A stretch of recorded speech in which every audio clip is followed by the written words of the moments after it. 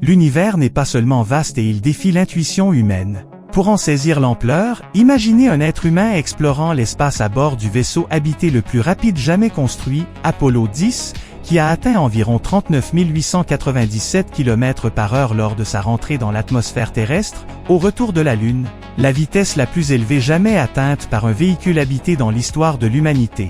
Commençons par un exemple historiquement concret, la Lune.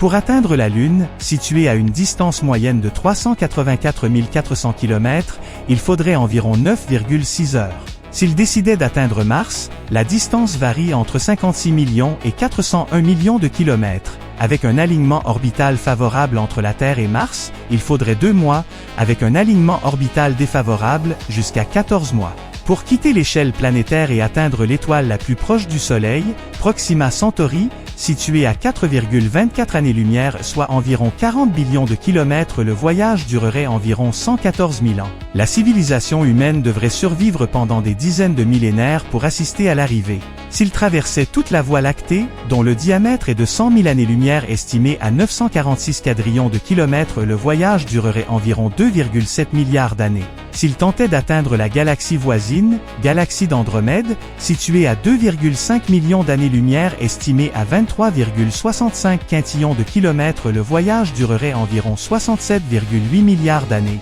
soit environ 5 fois l'âge de l'univers observable, estimé à 13,8 milliards d'années. L'être humain rêve d'explorer le cosmos, mais la technologie actuelle impose des limites claires. Aucun objet doté de masse ne peut atteindre la vitesse de la lumière. Tout cela ne considère que l'univers observable, tandis que ce qui se trouve au-delà demeure un mystère absolu.